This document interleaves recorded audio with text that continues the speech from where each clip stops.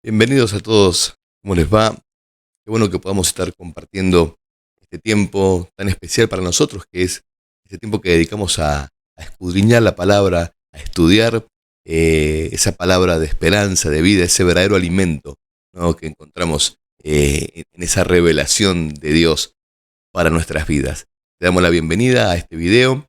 Estamos estudiando el libro Los Romanos, ¿no?, una carta del apóstol Pablo muy importante en nuestra fe, porque entendemos que en esta carta el apóstol Pablo lo que hace es volcar toda esa doctrina que él enseñaba en esas iglesias, y es como esa columna vertebral, decimos, ¿no?, de nuestra fe cristiana, ¿no? Encontramos allí principios tan valiosos y tan importantes para nuestra vida.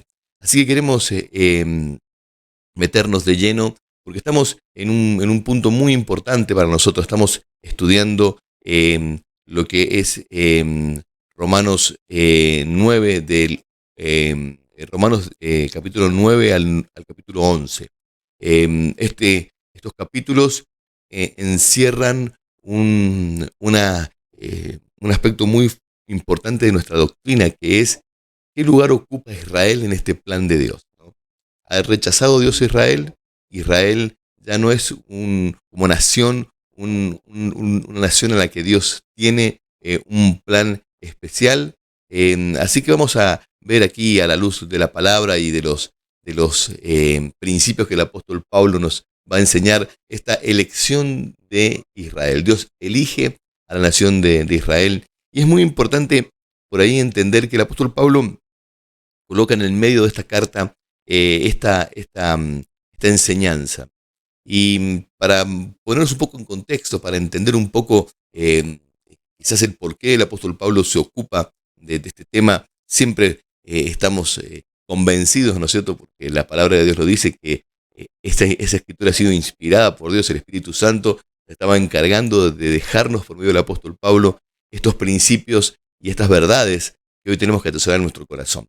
El apóstol Pablo estaba escribiendo una carta a una iglesia a la cual él nunca había visitado, ¿no? Roma era una ciudad en la que él no había estado nunca. Y la iglesia de Roma es una iglesia muy particular, porque es una iglesia que no fue fundada por ningún apóstol. Es más, no tenemos un conocimiento, no tenemos información de quién fundó realmente la iglesia en Roma. Algunos piensan que tienen que haber sido quizás cristianos que se convirtieron allí en Pentecostés, y que decidieron ir con ese mensaje a Roma.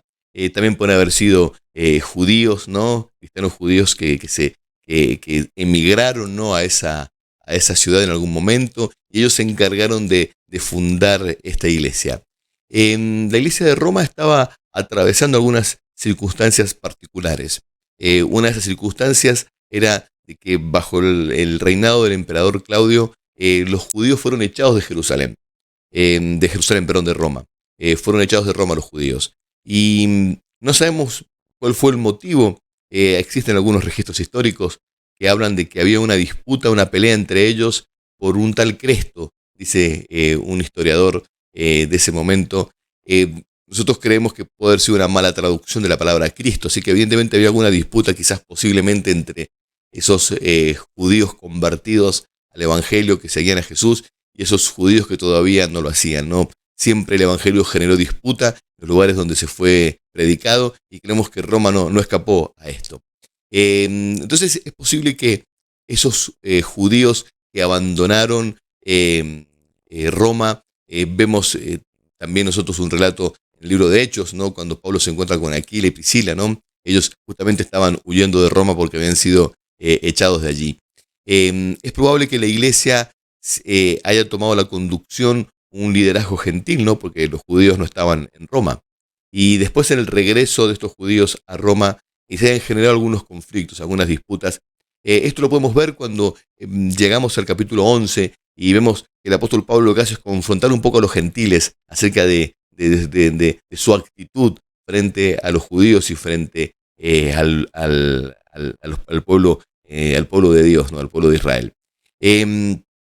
También es importante aclarar que el apóstol Pablo se está presentando un poco en esta carta, ¿no? La carta a los romanos es una carta donde el apóstol Pablo lo que hace en cierta manera también es presentarse a una iglesia que no lo conoce físicamente, quizás lo conoce por comentarios, y Pablo estaba preparando esa visita que él iba a hacer, que él prometía o que él tenía intenciones de hacer con Roma.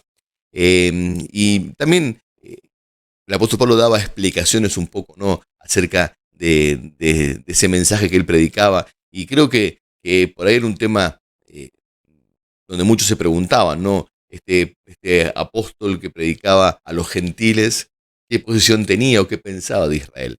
Bueno, sea cual fuera el motivo que haya movido a Pablo a escribir estos capítulos de la carta de los romanos, es para nosotros una bendición, porque en ella encontramos principios que nos van a ayudar a entender ese plan maravilloso de Dios. Entonces vamos a meternos ya en Romanos 9 al 11. Estos capítulos, la verdad que no se pueden separar, ¿no? Cuando por ahí intentamos separarlos, es muy difícil porque es una continuidad del apóstol Pablo enseñando y explicando, desarrollando todo ese tema, y lo hace a través de estos tres capítulos. Por ahí cuando los seccionamos, los separamos, nos encontramos que no tenemos claridad en esta idea completa. Así que vamos a intentar verlo todos de un solo tirón. Eh, He encontrado, ¿no?, al analizar muchos de estos textos, cómo hay muchos versos por allí que los sacamos fuera de contexto, muchos versículos que los sacamos fuera del contexto original, ¿no? Y vamos a descubrir eso cuando estemos estudiando estos versículos. Entonces tenemos aquí al apóstol Pablo ya llevándonos vamos a ver un poco el bosquejo, algunos puntos interesantes de, de estos capítulos. Vamos a ver, por ejemplo, que todo lo que es el capítulo 9 hasta el versículo 29 se enfoca mucho en esto de la soberanía de Dios, de esta elección soberana que Dios ha hecho de la nación de Israel y de aquellos instrumentos que Dios ha decidido utilizar. Es muy importante en ver esta visión, porque muchas doctrinas muy fundamentales de nuestra fe se sustentan en estos versículos. A partir del versículo 30 del capítulo 9 hasta el capítulo 10, en el versículo 21, vamos a ver que Dios se enfoca mucho en esta de la responsabilidad del hombre, ¿no?, del hecho de aceptar este plan de Dios y esta obra que Dios quiere hacer con nuestras vidas. Y después vamos a mirar el capítulo 11 en su contexto, donde nos habla acerca del propósito eterno de Dios, ¿no? Cómo Dios va a establecer una obra eterna que incluye realmente a todos. Em, Mirando también un análisis de estos tres capítulos, vamos a ver que en esta primera parte del capítulo 9, lo que ocupa desde el 30 al 33, vamos a ver cómo se enfoca mucho en esta condición presente de Israel, ¿no? Porque Israel se encuentra como hoy se encuentra, ¿no? Lejos del Evangelio, ¿no? Vamos a ver la relación después de Israel con el Evangelio, ¿no?, en una parte del capítulo 10. En la segunda parte del capítulo 10 vamos a ver ese rechazo que que Israel tiene con respecto al Evangelio. Cuando entremos en el capítulo 11 vamos a ver que ese rechazo no es un rechazo total, porque Dios mantiene siempre un remanente de personas que han creído y que creen en su mensaje. Y también vamos a ver que el rechazo no es final, ese rechazo del Evangelio que produce en la nación de Israel va a tener un punto donde hay una promesa de restauración de Dios. Estos son algunos puntos de lo que vamos a estar analizando a lo largo entonces de este estudio. Vamos a meternos de lleno en la palabra, vamos a meternos ya en este análisis de cada versículo. Permítanme que encuentre aquí donde tenemos el capítulo 9. Aquí estamos, en el capítulo 9, perdón que estamos haciendo todo desde aquí. Vamos a comenzar a leer entonces el capítulo 9 desde el versículo 1. El apóstol Pablo aquí abre su corazón, ¿no? Con estas palabras diciendo: digo la verdad en Cristo, no miento, dándome testimonio mi conciencia en el Espíritu Santo, de que tengo gran tristeza y continuo dolor en mi corazón, porque desearía yo mismo ser anatema, separado de Cristo, por amor de mis hermanos, mis parientes según la carne, que son israelitas, a quienes pertenecen la adopción como hijos, la gloria, los pactos, la promulgación de la ley, el culto y las promesas, de quienes son los patriarcas y de quienes, según la carne, procede el Cristo, el cual es sobre todas las cosas, Dios bendito por todos los siglos. Amén. Vamos a tomar estos primeros versículos, ¿no?, para ver este apóstol Pablo poniendo al Espíritu Santo como testigo, ¿no?, de la carga que él tenía en su corazón, en su conciencia, y de este amor tan grande de poder llegar hasta aceptar que él fuera apartado de Dios, perdiendo esa salvación que tanto él predicaba, con tal de que la nación de Israel llegara a conocer el mensaje del Evangelio. El apóstol Pablo comienza colocando sobre la mesa todas aquellas cosas que él considera importantes en esto de la elección de Dios y del papel que ha jugado Israel dentro del plan de Dios. La verdad que no podemos perder de vista realmente que Israel ha sido una pieza central siempre en la obra de Dios a lo largo de la historia. No podemos olvidarnos que nosotros le debemos mucho a esa nación de Israel. ¿Por qué? Porque todo comienza con la nación de Israel, todo comienza con Abraham, y a partir de allí vemos cómo el desarrollo de su historia también ha sido el sustento y la base de nuestra fe, ¿no? El apóstol Pablo utiliza estos puntos, ¿no?, para marcar lo importante, lo trascendente de lo que Dios ha hecho ya con la nación de Israel. La adopción, haciendo referencia a esto de que Dios adopta a ese pueblo, ¿no? Dios lo elige a ese pueblo, no por lo especial, sino porque Dios decide simplemente hacerlo y lo toma como su hijo, ¿no? La gloria, yo creo que tiene mucho que ver con esta manifestación del poder de Dios dentro de la nación de Israel. Yo me pregunto, ¿cuándo una nación a lo largo de la historia de la humanidad ha visto la gloria de Dios como la vio en la nación de Israel? Ese mar abriéndose delante de ellos, las plagas en Egipto, ¿no?, liberándolos, Dios manifestándose con poder en el monte Sinaí, cuando ellos pudieron ver la gloria de Dios allí, escuchar, oír audiblemente la voz de Dios, ver las manifestaciones del poder de Dios a lo largo de toda su historia. Así que realmente la gloria que el pueblo de Israel ha conocido, no la ha conocido otra nación. No es un dato menor. Los pactos, esto es fundamental en nuestra fe.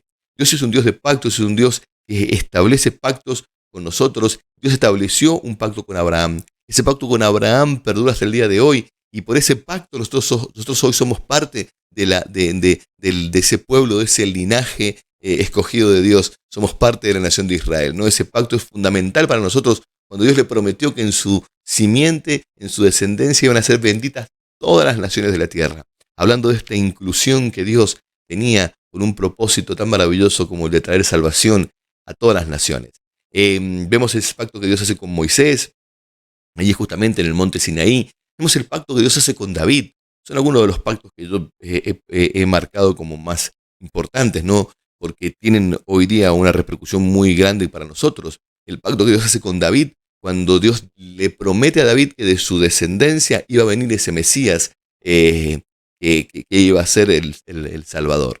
La ley, la promulgación de la ley, lo que hizo esta ley fue apartar al pueblo de Israel, hacer al pueblo de Israel un pueblo apartado, con leyes y ordenanzas que no había en ninguna otra nación.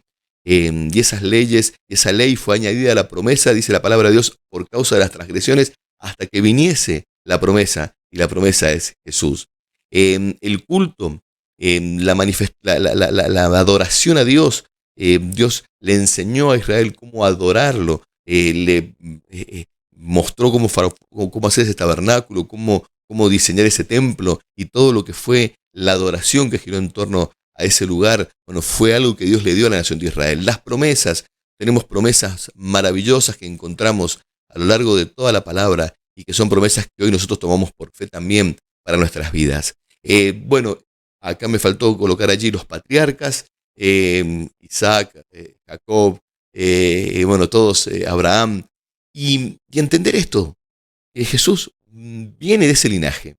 Jesús fue un judío, los apóstoles, Pablo, Pedro, todos esos apóstoles que nos inspiran hoy fueron judíos. Por lo tanto, esto nos habla de esa deuda también que tenemos nosotros en amor y en agradecimiento a ese pueblo del cual nos viene toda esa bendición tan especial. ¿Por qué es importante que digamos todo esto? Porque creo que la visión que tengamos nosotros de Israel es fundamental para entender los planes de Dios a lo largo de la historia, ¿no? Eh, Israel es una nación con la que Dios tiene un trato especial. Y el que no lo vea espiritualmente lo puede ver históricamente, cómo Dios ha mantenido a ese pueblo y siempre ha mantenido ese remanente, y aún en este último tiempo le ha entregado nuevamente ese espacio, ese lugar físico que Él le prometió a Abraham, ¿no? Cómo Dios cumple con sus promesas y con sus pactos a lo largo de la historia. Y la visión que tengamos de Israel y dentro de ese plan de Dios también afecta mucho nuestra visión escatológica, ¿no? Lo que vemos hacia los últimos tiempos. Y yo en lo personal estoy convencido que Israel es un termómetro de muchas de las cosas que van a acontecer a nivel mundial, sobre todo en los últimos tiempos. Y una visión correcta, una visión clara acerca de Israel dentro del plan de Dios nos alinea y nos permite entender realmente lo que Dios está haciendo. Digo esto que para mí es muy importante, ¿no? Porque acá vemos extremos. Vemos ese extremo de esa doctrina, ¿no? Del reemplazo que en algún momento se estableció, donde literalmente se tomó que Israel fue rechazada por Dios y que ya no forma parte de ese plan eterno de Dios. Y cuando Dios habla de Israel, solamente habla de la iglesia, y que todas las promesas que Dios le ha hecho a Israel hoy día son exclusivamente promesas de la iglesia.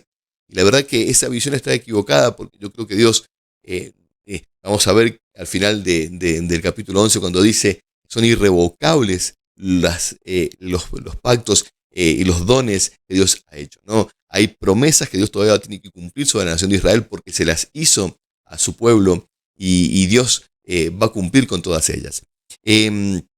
Así que tenemos por allí esa postura equivocada, ¿no? De sacar a Israel del plan de Dios. Y también tenemos por ahí otra postura también equivocada, que es colocar a Israel en una posición casi de idolatría, ¿no? Como una nación perfecta, como una nación maravillosa. Y tampoco es así. Porque la verdad que lo que vamos a ver a la luz de esta palabra es que muchos de esos descendientes, según la carne de Israel, no han alcanzado ni van a alcanzar la salvación por no haber creído en Jesús. Hay un linaje, hay un remanente que Dios ha escogido. Así que tampoco podemos tener esta visión tan, como algunos por ahí tienen, tan idolátrica de Israel. El tema está en tener una visión correcta, equilibrada, amar lo que Dios ama y honrar lo que Dios honra. Un poco creo que ese es el sentir y esa es la posición que debemos tener. Así que bueno, llegamos aquí donde el apóstol Pablo está mostrándonos todo esto que realmente hoy tenemos que tener en cuenta, ¿no? Cuando miramos a la nación de Israel, lo que la nación de Israel representa para nosotros. Vamos a continuar en el versículo 6, estamos del capítulo 9, dice, pero no es que la palabra de Dios haya fallado, porque no todos los descendientes de Israel son Israel. Aquí el apóstol Pablo está hablando acerca de que, bueno, ¿qué pasó? ¿No? Falló Dios, falló su palabra, porque esa nación en la que tenemos todas estas cosas es una nación que niega a Jesús, que niega al Mesías. Entonces, ¿qué pasó? Falló la palabra de Dios, fallaron las promesas de Dios. Entonces el apóstol Pablo aquí nos introduce en este principio espiritual tan importante, entender de que acá no es una cuestión de linaje sanguíneo solamente. Acá no solamente es una cuestión de pertenecer a una familia o pertenecer a un determinado apellido. Acá el apóstol está hablando de que existen descendientes de Israel que no son Israel. ¿Cómo es posible esto? Dice, ni son todos hijos por ser descendientes de Abraham, sino que por Isaac será llamada tu descendencia. Esto es, no son los hijos de la carne los que son hijos de Dios, sino los hijos de la promesa son considerados como descendientes. Esto tiene que ver con con este plan que Dios establece desde el principio de todas las cosas. Cuando Dios decide escoger o elegir a Isaac para que en Isaac sea llamada esa descendencia de parte de Dios. Lo dice acá, ¿no es cierto? A ver, vamos a terminar de leerlo para que nos meternos ya en ese tema. Dice en el versículo 9, dice, porque esta es la palabra de la promesa, por ese tiempo vendré a Sara y tendrá un hijo. Y no solo esto, sino que también en Rebeca, cuando concibió mellizos, uno es nuestro padre, que es Isaac. Aquí vemos cómo lo que hace el apóstol Pablo aquí es llevarnos a reflexionar sobre algo que era muy, muy importante dentro de la doctrina que predicaba el apóstol Pablo. El apóstol Pablo habló mucho de esto en el libro de Gálatas. A ver, creo que lo tengo por aquí. En el libro de Gálatas, el apóstol Pablo nos habla acerca de esto. Acá lo tenemos, sí. En el libro de Gálatas, en el capítulo 4, del 21 al 31, el apóstol Pablo utiliza esto de Agar e Ismael, de Sara e Isaac, para hacernos entender esta obra de elección, de selección que Dios hace. Es interesante, ¿no? Porque Ismael también fue hijo de Abraham. Sin embargo, Dios le dijo que no iba a ser quien le heredara, ¿no? La herencia venía sobre Isaac, ese hijo de Sara. Y yo creo que esto tiene mucho que ver también con lo que representa Agar y lo que representa Ismael, ¿no? Agar e Ismael, para los que no conocen esa historia, ¿no? Agar era la sierva de Sara y frente a esa demora de Dios se demoraba en hacer el milagro en la vida de Sara, de darle ese hijo que Abraham anhelaba. Abraham decide ayudar a Dios interviniendo en esto, ¿no? Y teniendo relaciones con Agar, la sierva de Sara, y tiene a Ismael. Bueno, esto fue un gran conflicto, ¿no? Para esa familia, pero también vemos que aquí es esta obra humana, ¿no? La obra en nuestras propias fuerzas, por intentar alcanzar la promesa de Dios, mientras que Sara representa esa obra milagrosa, sobrenatural de Dios, porque realmente Sara era estéril y cuando ellos tienen a Isaac ya en su avanzada edad, era imposible que pudiesen concebir. Y ahí vemos ese milagro de Dios, esa obra sobrenatural de Dios para cumplir sus promesas. Y esto representa dos realidades. Representa a Agar e Ismael a esa ley y a ese pueblo bajo esa ley que se acerca a Dios en sus fuerzas, en sus ritos, en el cumplimiento de determinadas formas únicamente y no inspirados en la fe. Y aquí vemos la obra a través de Sara y de Isaac, donde representan la promesa, ¿no? Ese creerle a Dios y por fe recibir lo que Él tiene para nuestras vidas. Esto es muy importante para nosotros porque Abraham en su fe lo que hizo fue abrir el camino para que nosotros hoy siguiésemos sus pisadas, ¿no? Abraham recibe de parte de Dios esta promesa, este pacto que Dios hace con él, antes de que Abraham fuese circuncidado, antes de que Abraham guardara ninguna ley, porque la ley todavía no existía, ¿no? La ley vino 400 años después. Dios lo que hace es colocar a Abraham como padre de aquellos que iban a llegar por medio de la fe, o sea, nosotros.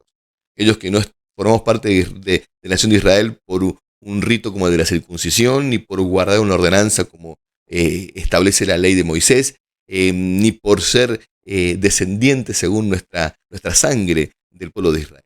Pero que ahora formamos parte de también esos pactos y esas promesas por medio de nuestra fe en la persona de Jesucristo, ¿no? Esto es lo que hoy nos coloca dentro de este plan perfecto de Dios. Por eso es tan importante para nosotros esta aclaración, ¿no es cierto?, que el apóstol Pablo hace aquí.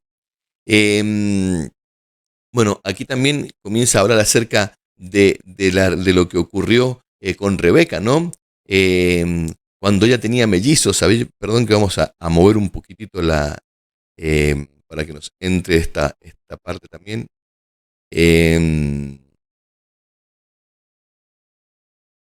Aquí tenemos. Que dice, porque aún los mellizos no habían nacido y no habían hecho nada, ni bueno ni malo, para que el propósito de Dios, conforme a su elección, permaneciera, no por obras, sino por aquel que llama. Se le dijo a ella, el mayor servirá al menor. Tal como está escrito, a Jacob amé, pero a Esaú aborrecí. ¿Qué diremos entonces? ¿Hay injusticia en Dios? De ninguna manera, porque él le dice a Moisés, tendré misericordia del que yo tenga misericordia, y tendré compasión de quien yo tenga compasión. Así que no depende del que quiere ni del que corre, sino de Dios que tiene misericordia. Porque las Escrituras dice a Faraón, para esto mismo te he levantado, para demostrar mi poder en ti, y para que mi nombre sea proclamado en toda la tierra. Así que del que él quiere tiene misericordia, y al que quiere endurece. Me dirás entonces, ¿por qué pues todavía reprocha a Dios? Porque ¿quién resiste su voluntad? Al contrario, ¿quién eres tú, oh hombre, que le contestas a Dios? ¿Dirá acaso el objeto moldeado por el que lo moldea, ¿por qué me hiciste así? ¿O no tiene el alfarero derecho sobre el barro para hacer de la misma masa algo para un vaso honorable y otro para un uso ordinario? Bueno, aquí el apóstol Pablo entra en esto de la elección de Dios, ¿no?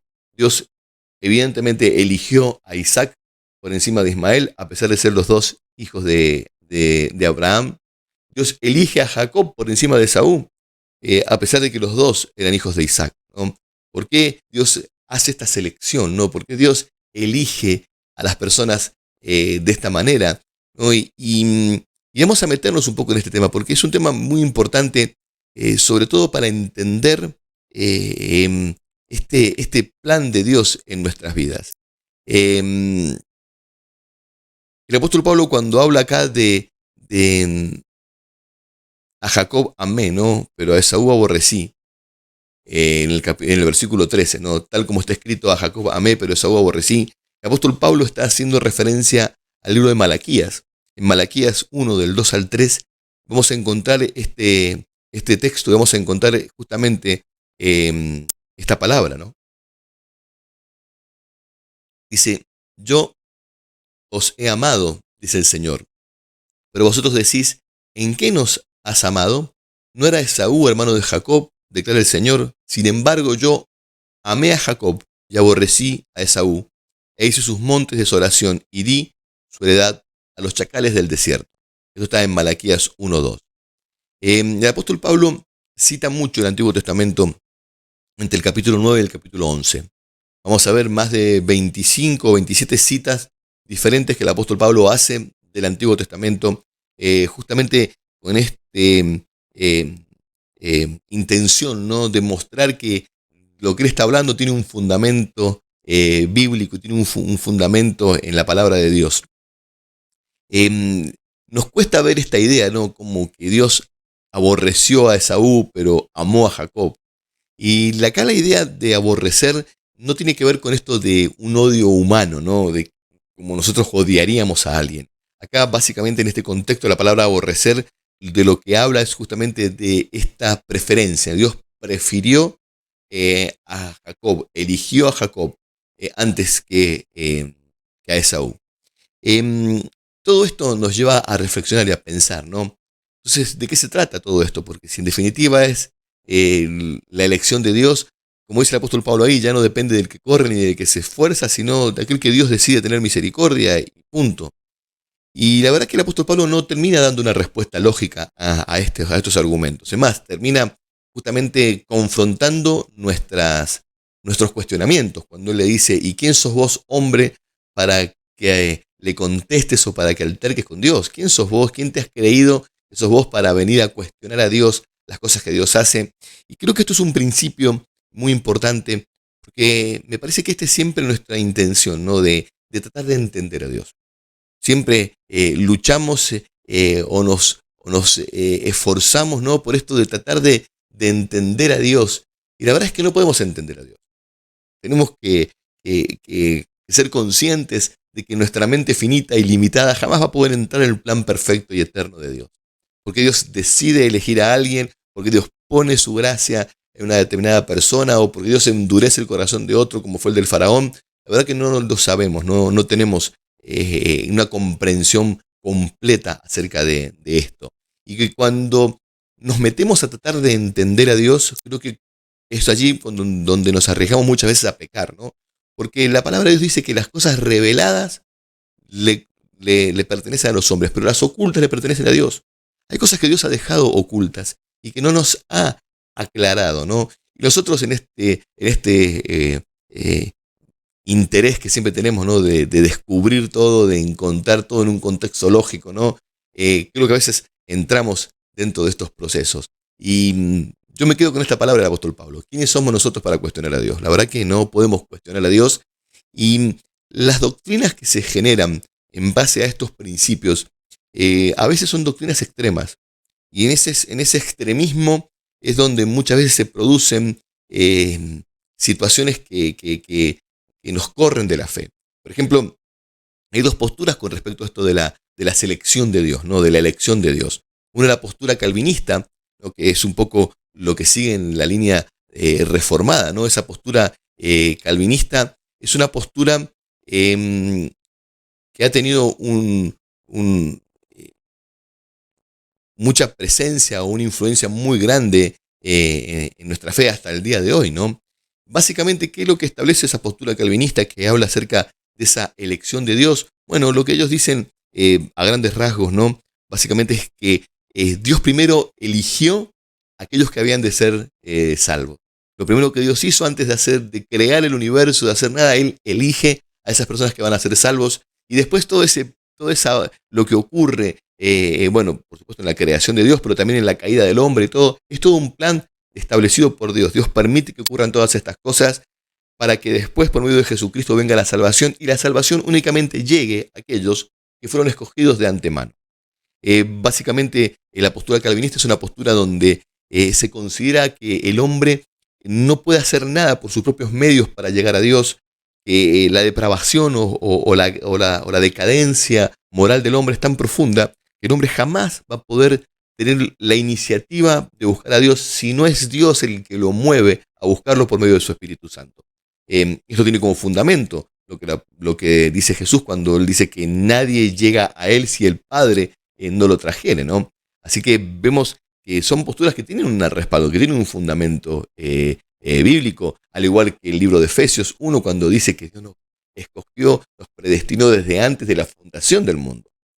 Así que por ahí encontramos estos respaldos bíblicos, ¿no es cierto?, de esta postura calvinista. Pero esta postura en su extremo tiene sus conflictos, ¿no? ¿Por qué? Porque es una postura en la que ellos llegan a este extremo de decir, bueno, si Dios escogió a alguien y si Dios quiere que alguien sea salvo, esa persona va a ser salva inevitablemente. ¿Por qué?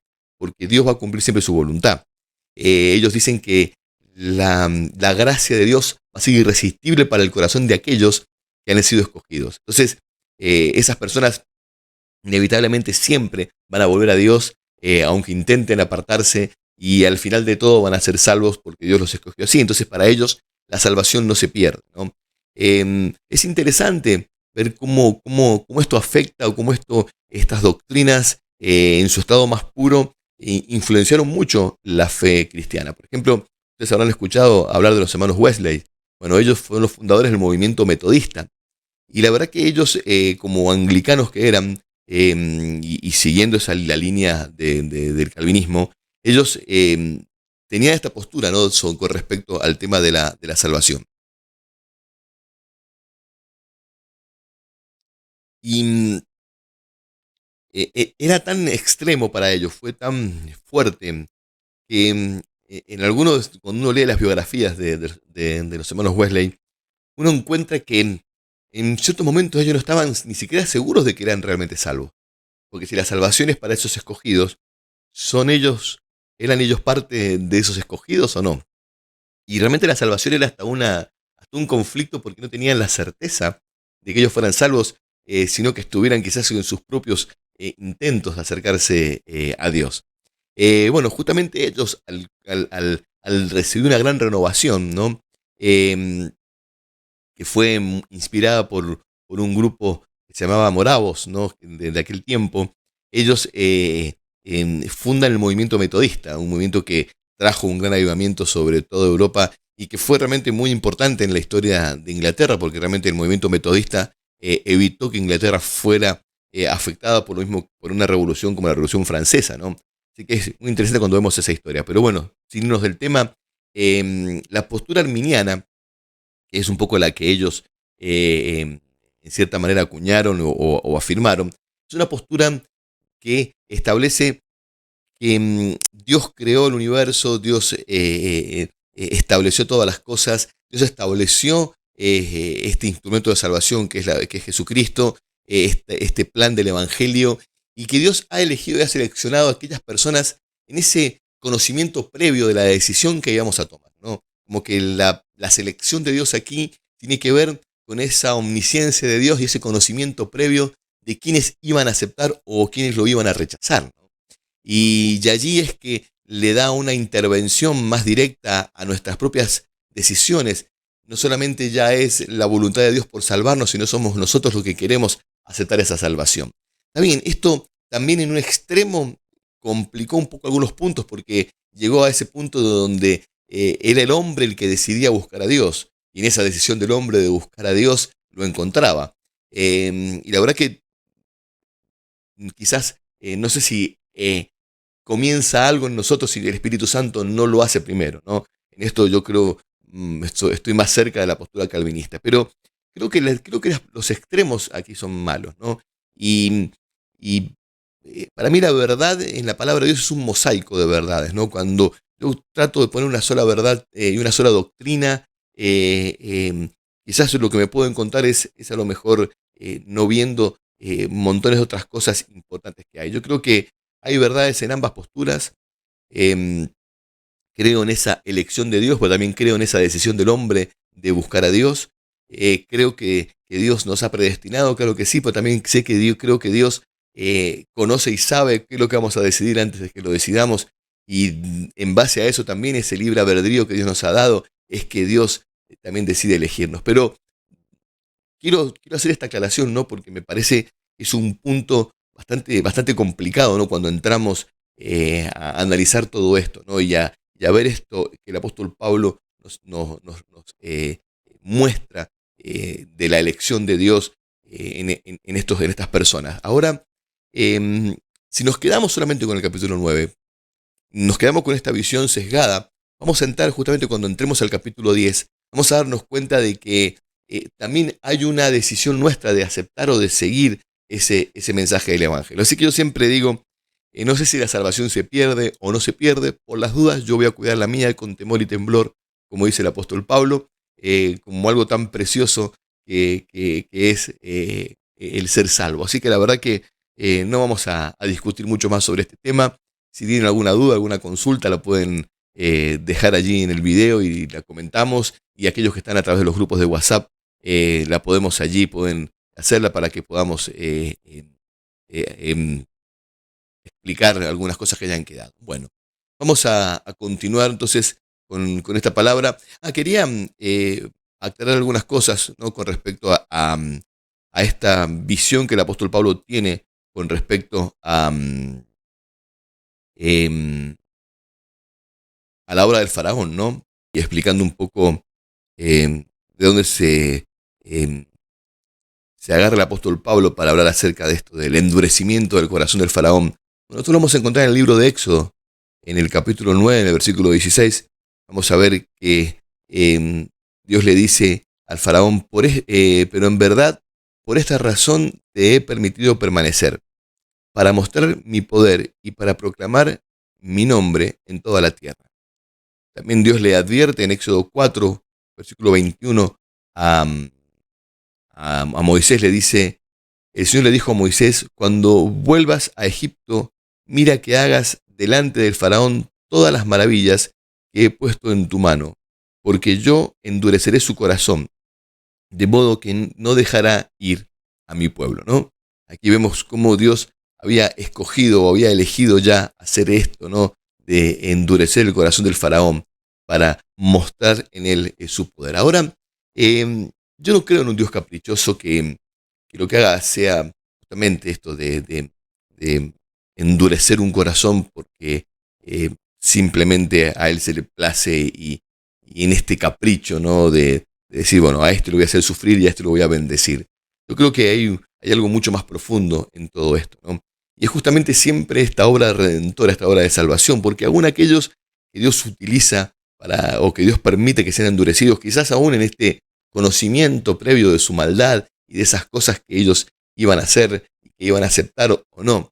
Vemos también cómo hay un plan siempre de redención de Dios, ¿no? Siempre está el hecho de poder mostrar su obra de amor y su obra de misericordia, ¿no? Esta obra de salvación que Dios estableció para todos los hombres, ¿no? Dios dice su palabra que de tal manera amó Dios al mundo, ¿no? Que dio su Hijo para que todo aquel que en Él cree no se pierda, mas tenga vida eterna. Aquí vemos cómo este amor de Dios es universal y esta invitación a aceptar esa salvación es para todas las personas, para todos los hombres y mujeres, para toda su creación. Bueno, vamos a continuar, hermanos, viendo lo que dice el apóstol Pablo en Romanos 9. Vamos a ver allí en el versículo 22. El apóstol Pablo nuevamente vuelve a usar esta expresión de diciendo, bueno, ¿y qué? ¿No? ¿Qué pasa si Dios, aunque dispuesto a demostrar su ira y hacer notorio su poder, soportó con mucha paciencia los vasos de ira preparados para destrucción?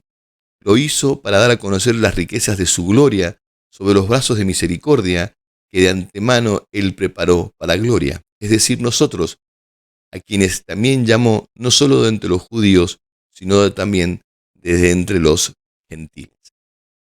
El apóstol Pablo aquí vuelve nuevamente a llevarnos a este punto de reflexión, ¿no? ¿Y qué si Dios decide hacer las cosas así? ¿Por quiénes somos nosotros para cuestionar lo que Dios hace, ¿no? Dios preparó vasos para ira, como preparó vasos para su misericordia y para glorificarlo. Y aquí Pablo introduce este tema, ¿no? Lo hizo justamente desde los judíos y también de entre los gentiles. Y aquí el apóstol Pablo cita una serie de expresiones del Antiguo Testamento que está en el libro de Oseas y de Isaías. Dice en el versículo 25, como también dice Oseas, a los que no eran mi pueblo, llamé pueblo mío, y a la que no era amada, llamé amada mía. Y acontecerá que el lugar donde les fue dicho, vosotros no sois mi pueblo, allí serán llamados hijos del Dios viviente. Isaías también exclama en cuanto a Israel, aunque el número de los hijos de Israel sea como arena del mar, solo el remanente será salvo. Porque el Señor ejecutará su palabra sobre la tierra cabalmente y con brevedad. Y como dice Isaías, y como Isaías predijo, si el Señor de los ejércitos no nos hubiera dado descendencia, hubiéramos llegado a ser como Sodoma, hechos semejantes a Gomorra. Bueno, aquí vemos cómo Pablo introduce estos textos del Antiguo Testamento. ¿Para qué? Para darle firmeza a esta idea de que esto no es algo nuevo, algo que se le ocurrió a Pablo, comenzar a hablar de una salvación y un evangelio a los gentiles. Esto es algo anunciado por Dios de antemano, ¿no? El apóstol Pablo lo dice esto en Efesios 2, cuando él habla acerca de este destino, de este plan que había estado reservado por Dios y que le fue velado a muchos, que le fue velado justamente a los profetas y al pueblo de Israel, y que ha sido revelado en este tiempo. ¿De qué? De que nosotros los gentiles somos copartícipes de la gloria de Dios, que somos hechos parte del pueblo de Dios, herederos juntamente con Cristo, coherederos justamente con la nación de Israel, por medio de su gracia, por medio de su amor, ¿no? Y Y estos textos que están allí en el Antiguo Testamento justamente hablaban de esto, ¿no? Y hacían referencia a todas estas cosas, como también el apóstol Pablo habla acerca de este remanente, ¿no? Cuando dice acerca de Israel en Isaías, ¿no? Que aunque el número fuese como la arena del mar, solo un remanente será salvo. Es muy importante esto, ¿no? Por aquí nos estamos dando cuenta de que el apóstol Pablo no está hablando de una salvación universal para Israel, sino una salvación para un remanente, para aquellos que hoy están dispuestos a creer en Jesús y aquellos que creyeron en la promesa, ¿no? ¿Cómo fue esa salvación antes de la persona de Jesús? ¿Cómo fueron salvados esos antiguos antes de la persona de Jesús? Siempre por medio de la fe, de la esperanza que ellos mantuvieron frente a la promesa que Dios había hecho, ¿no? Jesús se estableció como ese instrumento de salvación para eh, para los antiguos antes de él y para los que vendrían, ¿no? Jesús para todos ha sido un instrumento de salvación. En ese pueblo de Israel que aún no había conocido a la persona de Jesús, ellos tenían la esperanza en un Mesías anunciado y declarado desde el principio allí, en ese pacto con Abraham. Y allí esa salvación también es para ellos por medio de la fe, ¿no? Porque la salvación hoy es por medio de la fe y solo por esa gracia que Dios estableció. Así que vamos a entender, ¿no? este principio tan importante de que esa salvación de Dios para Israel tampoco es para todo Israel de una manera así compulsiva, ¿no? Sino que Dios decide que hay un remanente que está dispuesto a creer. Terminamos leyendo los últimos versículos del capítulo 9. Dice, ¿qué pues diremos entonces? Que los gentiles que no iban tras la justicia alcanzaron justicia, es decir, la justicia que es por la fe, pero Israel que iba tras una ley de justicia no alcanzó esa ley. ¿Por qué? Porque no iban tras ella por fe, sino por obras. Tropezaron con la piedra de tropiezo. Como está escrito, he aquí, pongo en Sión una piedra de tropiezo y roca de escándalo, y el que crea no será avergonzado. Aquí vemos esta explicación, ¿no?, que el apóstol Pablo nos da para entender que la obra de Dios es una obra que se hace por medio de la fe, ¿no? Nosotros alcanzamos esa gracia de Dios no por lo que hacemos, sino por esa misericordia y por nuestra fe puesta en Jesús. Y en la nación de Israel no entendió esto, ¿no? Ellos iban detrás de su propia justicia, iban detrás de sus propias obras, ¿no? De alcanzar a Dios por medio de lo que hacían y no llegar a Él por medio de una fe genuina, entendiendo nuestra incapacidad humana de ser perfectos y simplemente aceptando que esa gracia viene por medio de su amor y de su misericordia. Termina el apóstol Pablo haciendo acá una conjunción entre Isaías 28:16 e Isaías 8:14, ¿no? Hablando de esta roca que Dios pone en Sión, esta piedra que representa la persona de Jesucristo, ¿no? Que iba a ser tropiezo para muchos, pero también iba a ser salvación para otros, ¿no? Aquí vemos esta dualidad, ¿no? Y esta obra que Dios hace por medio de la persona de Jesucristo. Tropiezo para quienes, para aquellos que no quieren creer, para aquellos que no aceptan ese plan de salvación que Dios estableció. Y para quienes no van a ser avergonzados, aquellos que pusieron su fe en Él, aquellos que creímos en Jesús, aquellos que hemos puesto nuestra esperanza en la obra redentora que Cristo ha hecho en nuestras vidas. Bueno, con esto vamos terminando lo que sería el capítulo 9 y nos vamos a meter en el capítulo 10. Vamos a comenzar también leyendo estos versículos. Romanos 10, del 1 al 4, vamos a leer. Hermanos, el deseo de mi corazón y mi oración a Dios por ellos es para su salvación, porque yo testifico a su favor de que tienen celo de Dios, pero no conforme a un pleno conocimiento, pues desconociendo la justicia de Dios y procurando establecer la suya propia, no se sometieron a la justicia de Dios, porque Cristo es el fin de la ley para justicia para todo aquel que en él cree. Fíjense que el apóstol Pablo acá nuevamente vuelve a retomar su idea de la oración intercesora, ¿no? De cómo él ora e intercede, ¿no? Por su pueblo. Y lo que atestigua a favor del pueblo de Israel era que el pueblo de Israel era un pueblo celoso, no era un pueblo que realmente quería cumplir con, con- con Dios, pero lo hacía confiando en su propia justicia, ¿no? Y acá habla de esta palabra conocer, ¿no? Él utiliza dos veces este término conocer o conocimiento. Eh, Ese término en el griego es el término epiginosko, y puede tener dos explicaciones o dos visiones distintas. Acá Pablo puede estar hablando acerca del concepto griego del conocimiento, que era el hecho de que ellos simplemente desconocían el mensaje del Evangelio, simplemente el hecho de no conocer este mensaje o esta palabra de Dios, o también la visión de conocimiento que sería desde el lado hebreo, ¿no? Que era más que nada una relación de fe. Entonces, acá Pablo puede estar hablando acerca de ese desconocimiento como un desconocimiento intelectual o como una cuestión de fe, ¿no? De no haber creído en la persona de Jesús. Pero utiliza esta expresión el apóstol Pablo donde dice que porque el fin de la ley es Cristo, ¿no? Y eso es muy importante para nosotros, porque entender nuestra correcta posición, nuestra correcta postura con respecto al tema de la ley, ya que es un tema que generaba controversia y la genera también actualmente, ¿no? Acá, cuando dice que el fin de la ley es Cristo, bueno, existen por allí diferentes interpretaciones sobre esta palabra fin. Muchos traducen esta palabra fin como el propósito o el final, la finalidad de la ley, y otros traducen esta palabra fin como el término, como el final de la ley. Y la verdad que ambas posturas tienen su respaldo cuando se analizan los argumentos que ellos utilizan para establecer esta palabra fin, o fin como propósito o fin como finalización. Pero las dos cosas en el fondo terminan llevándonos a una misma realidad, y es entender que esa ley cumplía un propósito hasta la persona de Jesús. Esto lo vemos en Gálatas, ¿no?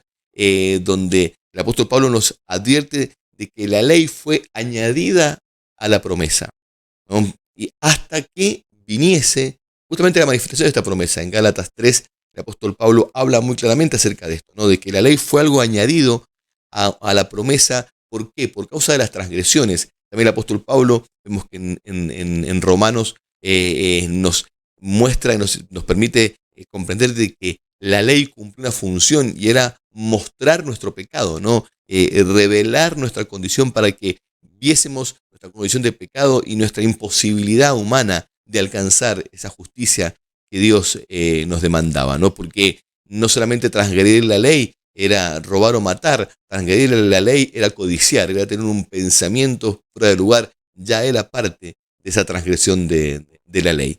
Y lo importante para entender con respecto a la ley es que eh, la ley traía maldición sobre la vida de todos aquellos que la seguían. ¿Por qué? Porque básicamente el no cumplimiento de un solo de los mandamientos de la ley, la transgresión de un solo de esos mandamientos nos ponía en la condición de maldición. Y la justicia y la bendición venía como resultado del guardar todos los mandamientos.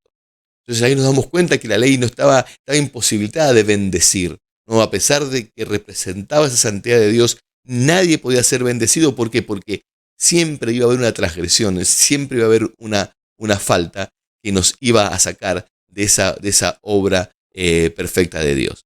Eh, por eso es que nosotros nos vamos aquí a mirar eh, este cuadro donde vemos que el fin de la ley es Cristo. Y usamos también como referencia Mateo 5, del 17 al 48, ¿no? Cuando Jesús dice, no piensen que he venido a abolir la ley, sino he venido a cumplirla. Y muchos utilizan este texto con una mala interpretación para establecer esto de que Jesús vino a cumplir la ley y nosotros tenemos que cumplir la ley como la cumplió Jesús. Bueno, acá el término que se utiliza para cumplir no es el término de cumplir desde la perspectiva de la obediencia, sino es una expresión que habla acerca de completar o de llenar algo, ¿no? Es la palabra plereo. Esto se utiliza en griego para dar esta idea de completar, de llenar algo, ¿no?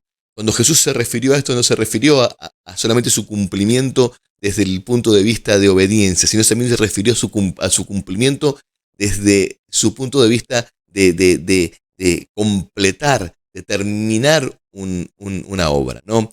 Gálatas 3, del 24 al 25, nos presenta la ley como ese ayo, ¿no? Que era como ese tutor que nos llevaba y nos enseñaba, pero dice que habiendo venido la promesa, ¿no? Ya no estamos más literalmente bajo el ayo, dice el libro de Gálatas. Así que es importante entender que nuestra postura, nuestra visión con respecto a la ley.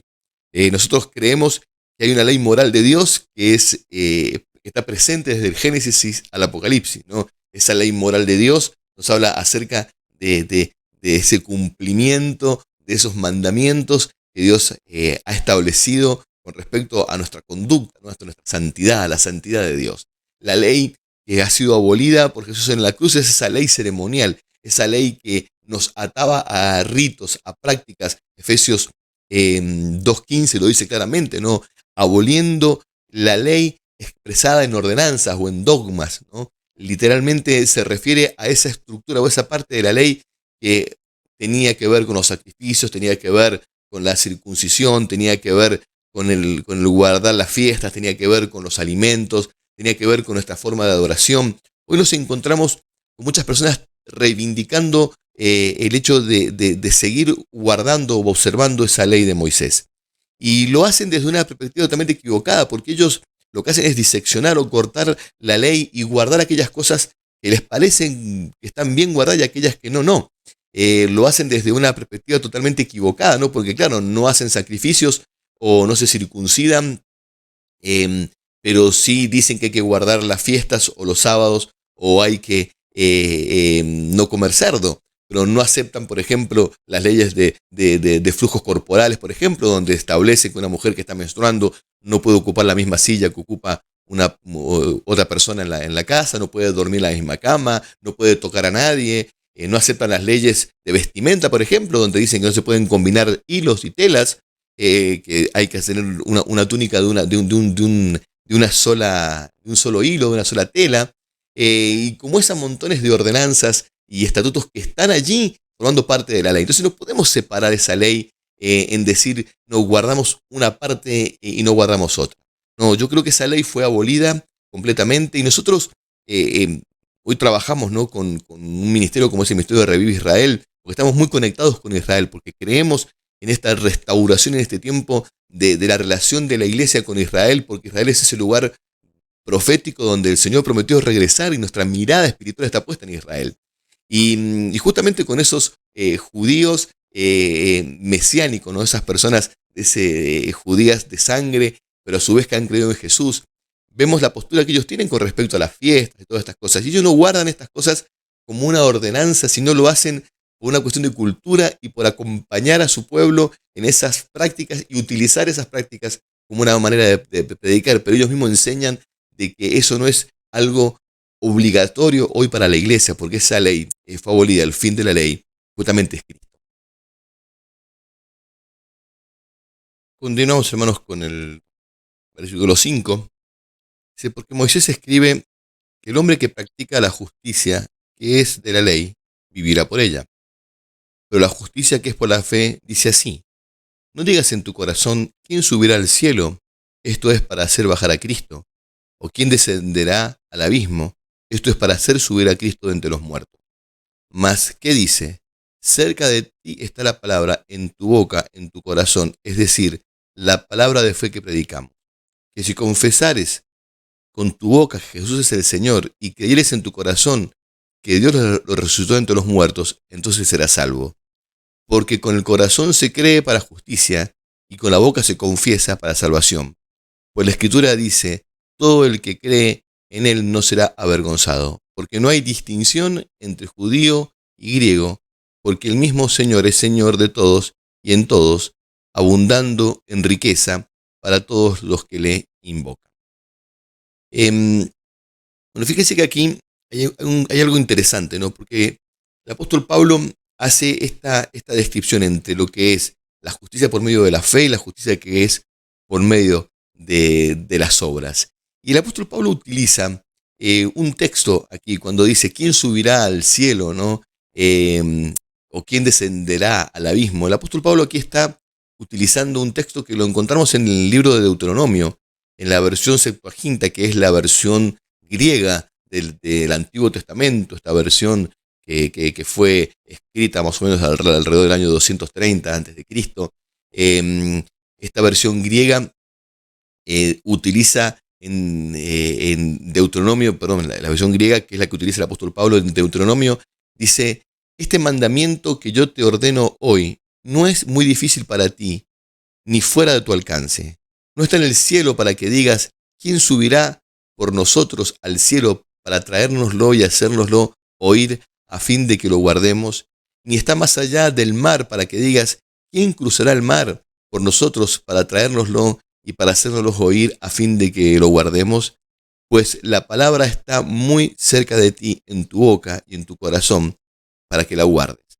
Aquí está hablando Deuteronomio 30, del 11 al 14, ¿no? Y el apóstol Pablo está utilizando esta cita del Antiguo Testamento para explicarnos ahora la obra de Cristo, ¿no? Y es importante aquí que entendamos esto, ¿no? Cómo el apóstol Pablo siempre trae estas revelaciones del Antiguo Testamento, cómo las trae al Nuevo y cómo las adapta a esta nueva revelación que tenemos ahora en la persona de Jesús. Esto es muy importante para entender que todo ese Antiguo Testamento y todo lo que se enseñó allí por medio de la ley, de los profetas, eran todos anuncios, eran todas cosas que estaban avisándonos de la obra que Cristo iba a hacer en nosotros. Son todas sombras de lo que iba a acontecer, de lo que iba a venir. Por eso es muy importante que entendamos que nosotros interpretamos el Antiguo Testamento a la luz del Nuevo.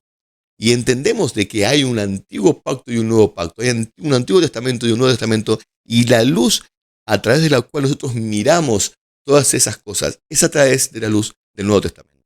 No, muchos hoy han popularizado mucho esta idea, sobre todo estos movimientos de raíces hebreas y todo, donde dicen de que nosotros tenemos que hacer toda una sola cosa y que acá no hay división entre un Nuevo Testamento y un Antiguo Testamento, que esto es una división humana. Y la verdad que no es así. No es correcto eso. Es una división que Dios estableció. La Biblia Jesús lo dijo, esta es la sangre de mi nuevo pacto. Ellos dicen no, que en realidad dice un pacto renovado. No, en ningún lado dice pacto renovado, dice nuevo. Y la palabra que se utiliza en griego es justamente una palabra que habla acerca de algo nuevo, diferente a lo anterior, ¿no? Diferente a lo antiguo. Así que Dios establece un nuevo pacto. En ese nuevo pacto que Dios establece, nosotros hoy entendemos que esta obra de justicia viene por medio de creer en Jesús, por medio de nuestra fe puesta en Él. Y esta paráfrasis que hace el apóstol Pablo de este texto, ¿no? Esta adaptación que él hace, la hace justamente para llevarnos a este punto. Yo, ¿cómo que hay textos que para nosotros han tenido otro sentido, ¿no? Y lo utilizamos cuando evangelizamos, ¿no? Que si creyeres que Jesús es el Señor, y si crees en tu corazón y confesares con tu boca, serás salvo, ¿no? Y utilizamos esto justamente para alimentar este rito, ¿no? De que las personas acepten a Cristo en su corazón. Y quiero decir algo con respecto a esto, porque creo que por allí nos volvemos muy ritualistas y nos volvemos muy dogmáticos en esto, ¿no? En el hecho de decir, bueno, la persona tiene que hacer una oración de fe, tiene que confesar a Jesucristo, tiene que creer, tiene que declarar, y a veces nos quedamos en esa oración de fe como si esa oración de fe fuese lo que garantiza la salvación de alguien. Yo lo he visto mucho en muchas denominaciones, esto de vamos a hacer una oración de fe, una persona, y no más. Directamente tenés que hacer la oración de fe, porque si aceptás en tu corazón a Jesucristo vas a ser salvo sin ni siquiera entender de esa persona el mensaje del Evangelio. Bueno, acá no se refiere, este texto no se utiliza de esta manera. El apóstol Pablo no lo está utilizando de esta manera. Nosotros lo sacamos de ese contexto y le damos otra impronta. Pero la realidad es que el apóstol Pablo acá está hablando de algo mucho más profundo. Está hablando acerca de esa confesión de la persona de Jesucristo, esa confesión pública que nosotros hacemos, ¿no? Acá tenía la palabra que se utiliza para confesar. A ver, déjeme si lo encuentro aquí. La palabra griega que se usa para confesar es la palabra homologeo, ¿no? Y que literalmente quiere decir decir lo mismo o estar de acuerdo públicamente en algo, ¿no? Esta es podríamos decir, la esencia de la palabra confesar, ¿no? Es algo que yo hago público. Y mi confesión pública de Jesús no es una oración, es una vida comprometida, ¿no? Yo puedo hacer una oración en un espacio donde hay 4 o 5 personas y afuera no comprometerme públicamente, no demostrar públicamente, no confesar públicamente que yo soy una persona que ha creído en Jesús. Esto era mucho más amplio. Yo creo que realmente una salvación de una persona no solamente la vamos a medir por una oración que hizo, sino la vamos a ver en esa expresión pública, en esa confesión constante de Jesucristo en todo espacio, en todo lugar. No te olvides que la confesión de Jesús en este contexto en el que el apóstol Pablo estaba enseñando era una confesión ya que generaba un gran conflicto. Si bien el apóstol Pablo, en el momento de su predicación, la iglesia no estaba siendo perseguida todavía por Roma, sí, la confesión de Jesucristo era un conflicto para los mismos judíos, para aquellos que confesaban ahora a Jesucristo, y que esto generaba un conflicto también dentro de sus familias, de sus hogares. Entonces hablamos de esta confesión, una confesión pública, una confesión comprometida, ¿no? Y la decisión de creer en nuestro corazón, ¿no? Aquí la palabra corazón involucra todo nuestro ser, ¿no? No solamente nuestra emoción, sino nuestro intelecto, nuestra voluntad, ¿no? El creer en este contexto justamente es esa fe integral, ¿no? La palabra que se utiliza aquí es la palabra pítisis. Esa es la palabra que se utiliza en el griego, ¿no? Y implica tiene 2 implicaciones. ¿Saben qué es interesante, no, esta palabra, no? Porque hay una implicación personal, ¿no? Si nosotros vamos al origen de esta palabra y a este término bíblico de creer, desde la perspectiva griega o de la perspectiva hebrea, nos da un cuadro más completo, más amplio, ¿no?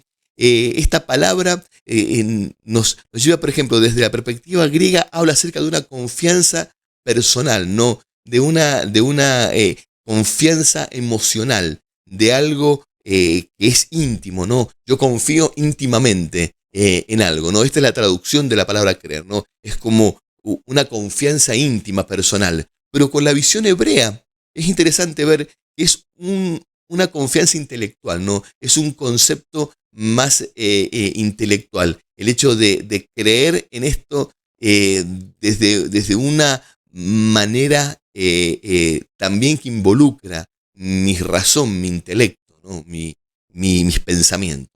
Entonces vemos que cuando dice creer, está hablando de un compromiso personal, íntimo, pero también con un compromiso emocional, pero también de un compromiso intelectual, ¿no? Ese creer en el Señor es una fe que atraviesa literalmente toda mi vida, ¿no? Y todos los aspectos de mi vida. Porque dice el apóstol Pablo, ¿no? Que con el corazón se cree, porque no hay distinción entre judío y griego, pues el mismo Señor es Señor de todos, abundando en riquezas para todos los que le invocan, ¿no? Nuevamente el apóstol Pablo vuelve a marcar esto de que si bien él está hablando del pueblo de Israel, si bien él está hablando de la nación de Israel, si bien él está hablando de la elección de Israel, siempre está presente de que Dios ya no hace distinción, de que Dios no hace diferencia, de que esto es para todos ahora, tanto para el judío como para el griego. Ya Dios no establece preferencias en esto, y su obra redentora es absolutamente para todos los que le invocan, ¿no? Ahora, acá nuevamente encontramos este texto que usamos mucho nosotros cuando por ahí hablamos acerca del trabajo misionero de la iglesia y todo, ¿no? Porque dice, porque todo aquel que invoque el nombre del Señor, este será salvo. Pues, ¿cómo invocarán en aquel en quien no han creído? ¿Cómo creerán en aquel de quien no han oído? ¿Y cómo oirán sin haber quien les predique? ¿Y cómo predicarán sino son enviados. Tal como está escrito, cuán hermosos son los pies de los que anuncian el evangelio del bien. Sin embargo, no todos hicieron caso al evangelio, porque Isaías dice: Señor, ¿quién ha creído a nuestro anuncio? Aquí nosotros vemos cómo el apóstol Pablo utiliza este relato, ¿no? Y cómo hace este camino de una manera inversa, ¿no? Él comienza diciendo esto, ¿no? Primero, cómo si la salvación viene por invocar el nombre del Señor, ¿no? ¿Cómo invocarán en quien no han creído? Ahora, ¿cómo van a creer si no hay quien les predique, no? Entonces acá tenemos el camino. Tenemos que creer. Para creer tiene que haber alguien para creer tenemos que haber oído ese mensaje. Para haber oído ese mensaje tenemos que tener alguien que nos predique ese mensaje. Y para que ese mensaje sea predicado tiene que haber alguien que sea enviado a predicar este mensaje. Fíjense que el apóstol Pablo acá también utiliza algunos textos del Antiguo Testamento, cuando él habla acerca de esto, de cuán hermosos son los pies de los que anuncian el Evangelio de la paz, ¿no? A ver si lo tengo aquí, a cuál texto se refería, ¿no? Cuán hermosos son los pies de aquellos que anuncian el mensaje, el Evangelio de la paz. Creo que está en Joel, ¿no? Bueno, en Joel tenemos justamente, en Joel 2:32 tenemos esta palabra donde dice: y sucederá que todo aquel que invoque el nombre del Señor será salvo, porque en el monte de Sión y en Jerusalén habrá salvación, como dice el Señor, y entre los sobrevivientes estarán los que el Señor llame, ¿no? Aquí vemos cómo está siendo anunciado, ¿no? De que el que invoque el nombre del Señor será salvo. Bueno, el apóstol Pablo lo está utilizando justamente teniendo como referencia este texto de Joel, ¿no? del profeta Joel. Fíjense que este texto está relacionado justamente con la cantidad de veces que le fue anunciado el Evangelio o el mensaje al pueblo de Israel. Esta palabra, el apóstol Pablo la utiliza terminando esta expresión, ¿no? Usando el texto de Isaías, ¿no? Que ¿quién ha creído nuestro anuncio, ¿no? ¿Quién ha aceptado este mensaje? Creo que está diciendo el apóstol Pablo acá que ha habido testimonio suficiente para la nación de Israel, que le ha sido anunciado de muchas maneras y de muchas formas este mensaje para que ellos puedan realmente haber creído y haber aceptado esta obra de gracia y salvación que Dios traía por medio de la persona de Jesús. A esto se refiere cuando habla acerca de esta estructura, ¿no? De el hecho de creer, de oír, de predicar, de haber sido enviados. Bueno, se está refiriendo justamente a esto, ¿no? A todo este ejercicio que Dios hizo a través de tantos profetas a lo largo de la historia, de llevar este mensaje de tantas maneras a la nación de Israel. Continuamos leyendo para ver más con claridad, en palabras del apóstol Pablo, lo que estamos diciendo, ¿no? Nos habíamos quedado en dónde? Nos habíamos quedado en el versículo 17. Dice: así que la fe viene del oír, y el oír por la palabra de Dios, por la palabra de Cristo. Bueno, acá hay un conflicto en las traducciones. Algunos dicen que es la palabra de Dios, otros que es la palabra de Cristo. Es quizás más probable que se refiera a la palabra de Dios. Era un término que utilizaba más el apóstol Pablo. Pero yo digo, ¿acaso nunca han oído? Ciertamente que sí. Por toda la tierra ha salido su voz, hasta los confines del mundo sus palabras. Y añado, ¿acaso Israel no sabía? En primer lugar, Moisés dice: yo os provocaré a celos con un pueblo que no es pueblo, con un pueblo sin entendimiento los provocaré a ira. E Isaías es muy osado y dice: fui hallado por los que no me buscaban y me manifesté a los que no preguntaban por mí. Pero en cuanto a Israel dice: todo el día he extendido mis manos a un pueblo desobediente y rebelde. Bueno, ves, aquí terminamos el capítulo 10, el apóstol Pablo termina afirmando esto que venimos diciendo, ¿no? ¿Acaso no han escuchado? ¿Acaso no han oído? ¿Acaso no ha sido anunciado este mensaje? Por todo el mundo fue anunciado, ¿no? El apóstol Pablo, por supuesto, se refería a este evangelio que había sido predicado literalmente en sus tiempos, ¿no? A través de todas las naciones. Sin embargo, ellos seguían endureciendo su corazón y no veían que esto estaba anunciado y que justamente esto también era parte de esas profecías que habían sido dadas sobre el pueblo de Israel, ¿no? Siempre involucrando y siempre advirtiendo de esto, de que iban a entrar gentiles, ese pueblo que no era pueblo, ese pueblo que no había sido escogido, ahora iba a ser parte de esa obra redentora de Dios. Era un poco también un tema central de conflicto. Imagínense que para ese judío que guardaba la ley, que observaba todos esos estatutos y mandamientos, que le hablaras ahora de que un gentil que nunca había guardado un mandamiento de Dios, por la gracia y por la misericordia de Dios, ahora era tan hijo de Dios como él y copartícipe de las promesas, de las bendiciones de Dios. Para esos judíos que se aferraban a su propia justicia, era algo tremendamente complicado de aceptar, ¿no? Era algo que ellos rechazaban constantemente porque no podían entender este concepto de la gracia de Dios. Claro, ellos venían tan aferrados a sus obras, a la ley, al cumplir los mandamientos, las ordenanzas, los estatutos, todo lo que estaba escrito en esa ley y aún todo lo que estaba exacerbado por ellos, ¿no? A través de todos esos dogmas y tradiciones que fue construyendo la nación de Israel en torno a la ley, agregándole elementos que hasta condicionaban el tipo de calzado que se usaba durante un día de reposo, si una persona podía traer agua o no, si una persona podía hacer ciertas cosas. Y hasta el día de hoy vamos a ver que hay ciertas judíos ortodoxos que no prenden el horno de su casa, ¿no? O no hacen actividades, no cocinan un día de reposo, ¿no? Considerando que eso es romper o transgredir determinadas reglas, ¿no? Vemos cómo este aferrarse a las formas fue lo que no le permitió al pueblo de Israel ver esta obra de gracia de Dios. Y termina el apóstol Pablo diciendo esto, ¿no?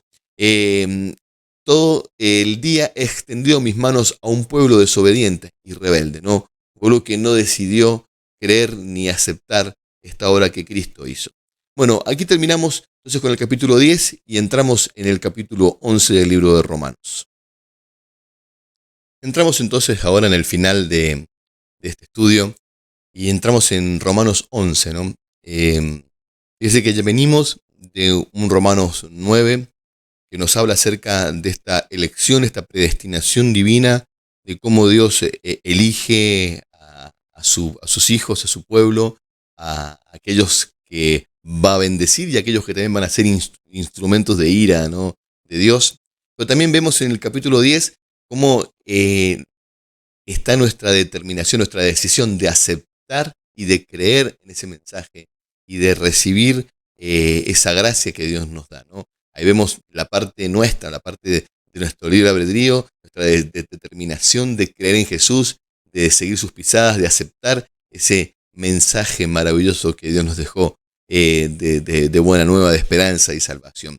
Ahora vamos a ver en el capítulo 11, ¿no? Ahora entramos ya en ese capítulo final, ¿no? El capítulo 11 de la elección de Israel.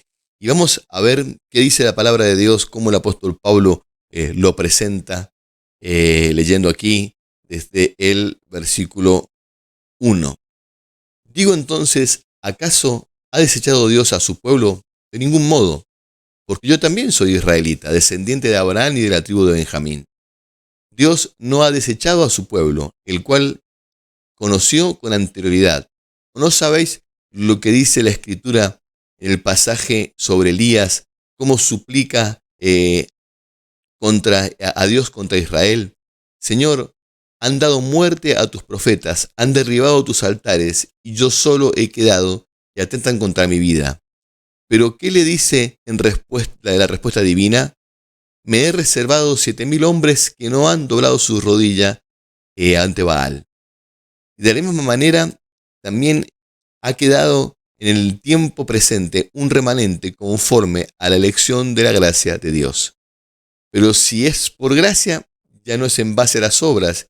De otra manera, la gracia ya no es gracia, y si por obras ya no es gracia, de otra manera, la obra ya no es obra.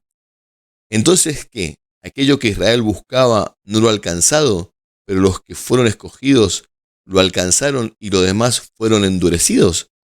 Tal como está escrito, Dios le dio un espíritu de estupor con ojos que no ven y oídos que no oyen, hasta el día de hoy.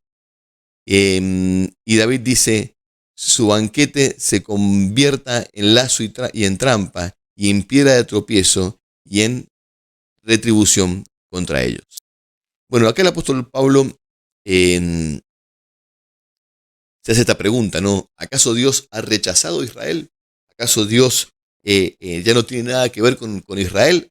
Y se responde él mismo, por supuesto que no, ¿no? En esta manera en la que Pablo muchas veces nos enseña utilizando como si hubiese alguien, un interlocutor imaginario, ¿no? Que le pregunta y él le responde, ¿no? Por supuesto que no, Dios no ha rechazado, Dios se ha olvidado de la nación de Israel. Es más, él se pone como ejemplo. Yo soy israelita, soy judío, de la tribu de Benjamín. Él mismo se coloca como ejemplo de que Dios sigue teniendo misericordia del pueblo de Israel.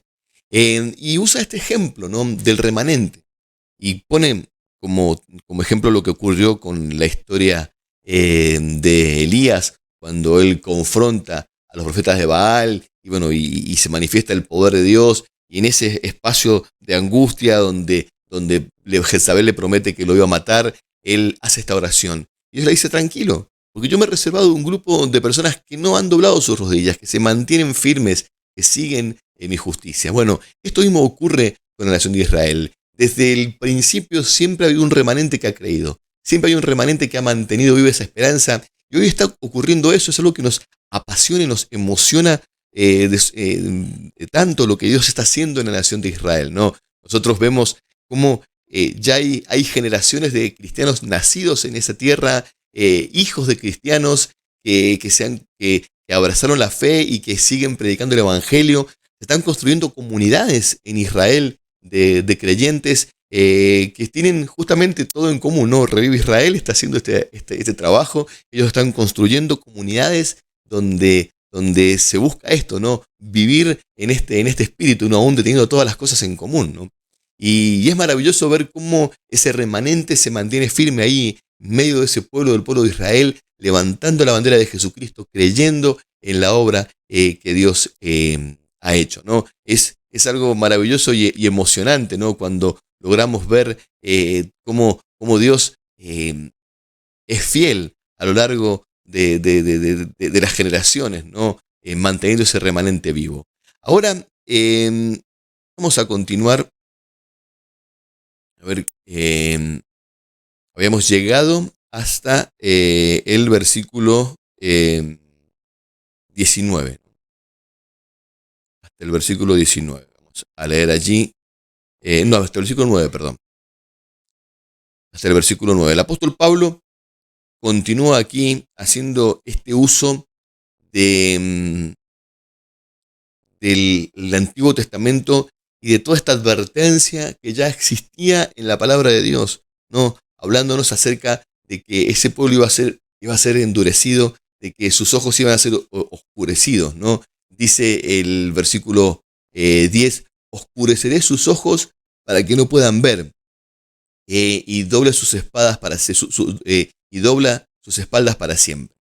En el versículo 11 dice, digo entonces, ¿acaso tropezaron para caer? De ningún modo, pero por su transgresión ha venido la salvación a los gentiles para causarles celos.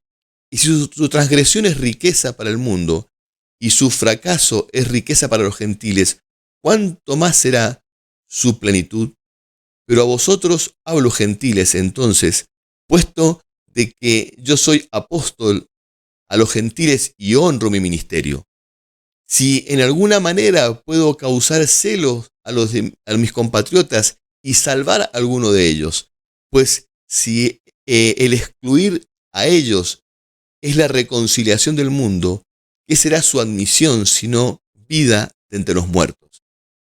Y si el primer pedazo de masa es santo, también lo será toda la masa. Y si la raíz es santa, también lo serán todas las demás ramas. El apóstol Pablo nos lleva a esta reflexión, ¿no? Y a entender un principio espiritual muy importante. Y es que Dios, en cierta manera, planificó esto. ¿Para qué? Para que la salvación se extendiera a los gentiles. El endurecimiento del corazón de Israel, vemos aquí claramente por las palabras mismas del apóstol Pablo, tiene un propósito. ¿Cuál es ese propósito? Que los gentiles pudiéramos ingresar, pudiéramos entrar en esta obra redentora de Dios. El apóstol Pablo habla de esto de provocar a celos, ¿no?, a la nación de Israel. Y ya iremos viendo proféticamente, ¿no?, cómo Dios va realizando esto a través de los tiempos y cómo Dios tiene un plan establecido, ¿no?, hacia adelante con la nación de Israel. Pero nosotros tenemos que entender que si su tropiezo, dice, fue reconciliación para el mundo, su admisión no será otra cosa sino que vida de entre los muertos. Hablando acerca de que la restauración plena de Israel va a ser algo glorioso que va a bendecir a las naciones. Por eso es tan importante que entendamos nosotros este principio, porque hay un principio de Dios aquí y una promesa de Dios acá. Y miren, aquellos que estudiamos y analizamos el Antiguo Testamento, hay tantas promesas que Dios le ha hecho a Israel y que todavía están pendientes de cumplimiento, ¿no? Hay tantas promesas que Dios le hizo a esa nación y que todavía no se cumplen y que van a tener su cumplimiento pleno, van a tener su restauración plena. Y no sé si tenemos una postura, como me estás escuchando, podrás ser premilenialista o podrás ser amilenialista, no sé cuál será tu posición, ¿no?, escatológica, ¿no? Pero yo creo que en las diferentes posiciones escatológicas encaja y entra esta visión de la restauración de Israel. Por supuesto que nosotros creemos en el milenio, en esa obra que Dios va a hacer durante esos 1000 años, en los que va a haber Dios va a reinar literalmente, como ha prometido, no sobre la nación de Israel. Pero aquellos que son amilenialistas, aquellos que no creen en el milenio, también tienen una visión de restauración de todas las cosas. Y también ellos aceptan o también están en sus doctrinas el hecho de una restauración también plena de la nación de Israel. Hay promesas de Dios con respecto a esto. Y justamente este concepto, ¿no?, que si un poco de masa es santo, también lo va a ser el resto de las masas, ¿no? Y si la raíz es santa, también lo van a hacer sus ramas, haciendo referencia a que esta nación es una nación escogida y destinada por Dios. Continuamos leyendo entonces Romanos 11. Nos habíamos quedado en el versículo 17. Dice: pero si algunas de las ramas fueron deshojadas, y tú siendo un olivo silvestre fuiste injertado entre ellas, y fuiste hecho partícipe con ellas de la rica savia de la raíz del olivo. No seas arrogante para con las ramas, porque si eres arrogante, recuerda que tú no eres el que sustenta la raíz, sino que la raíz te sustenta a ti. Dirás entonces: las ramas fueron desgajadas para que yo fuera injertado. Muy cierto, fueron desgajadas por su incredulidad, pero tú por la fe te mantienes firmes. No seas altanero, sino teme. Porque si Dios no perdonó a las ramas naturales, tampoco te perdonará a ti. Mira pues la bondad y la severidad de Dios. Severidad para con los que cayeron, pero para ti bondad de Dios si permaneces en su bondad. De lo contrario, también tú serás cortado. También ellos, si no permanecen en su incredulidad, serán injertados, pues poderoso es Dios para injertarlos de nuevo. Porque si tú fuiste cortado de lo que por naturaleza es un olivo silvestre, y contra lo que es de naturaleza fuiste injertados en un olivo cultivado, cuánto más estos que son ramas naturales serán injertados en su propio olivo. Bueno, aquí vemos un poco lo que decíamos al principio, que hablábamos acerca del por qué Pablo escribe este texto. Y creo que también lo hace y nos deja esta enseñanza también inspirado por esto de colocarnos en una posición correcta, aún frente a, a la nación de Israel a ese respeto también que tenemos que tenerle a una nación y a un pueblo que fue escogido por Dios. Em, Nosotros hemos sido injertados en ese olivo por esa gracia de Dios, por haber creído, por nuestra fe. Ellos por esa incredulidad fueron cortados, pero fíjate que dice, nuevamente van a ser injertados si vuelven a creer, ¿no? Hablando acerca de que esta disposición de Dios de restaurar a la nación de Israel y de restaurar a aquellos que creen está abierta todo el tiempo, ¿no? Así como así fueron cortados, también van a ser nuevamente injertados si vuelven a creer y si aceptan a Jesucristo. Y yo creo que esta es la obra que Dios va a empezar a hacer en este tiempo, ¿no? Una iglesia presente en Israel que va a predicar el Evangelio y que muchos se van a sumar a esta obra de salvación para esa restauración que Dios hace con la nación de Israel. También utiliza estas palabras como diciendo, no seas altanero, sino que cree, no te la creas, no seas orgulloso, no mires con soberbia a los demás, no te creas mejor que otros. Creo que esto ha sido parte de todo ese movimiento antisemita muy fuerte, ¿no? De todo este movimiento antijudío que hemos visto a lo largo de la historia, ¿no? Esto de mirar a la nación de Israel siempre desde una perspectiva de superioridad, ¿no? De creernos mejores que ellos. Y no sé por qué se produce este odio, creo que es una cuestión espiritual, ¿no? A nivel de las naciones, siempre en torno a la persona, a la figura de Israel, ¿no? Todo lo que otras naciones hacen es aplaudido, pero todo lo que Israel hace siempre es condenado, a pesar de, bueno, de ser una nación que ha bendecido tanto, ¿no? Es impresionante la cantidad de inventos y la cantidad de recursos que hoy existen en la humanidad, gracias a judíos que creyeron, ¿no? Perdón, que fueron usados, ¿no? por Dios para beneficio de la humanidad, ¿no? Pero bueno, no sé por qué tenemos siempre esta postura, la humanidad tiene esta postura tan dura contra Israel. Creo que responde justamente a una cuestión espiritual. Entonces, ¿de qué nos advierte? De que si Dios nos perdonó las ramas naturales, tampoco nos va a perdonar a nosotros. Pero fíjate que acá entramos en un punto donde eh, hacemos contraste con esta idea de se pierde o no se pierde la salvación, ¿no? Podemos o no caer de la gracia de Dios. Y acá dice que si no permanecemos y que si no creemos, vamos a ser cortados también.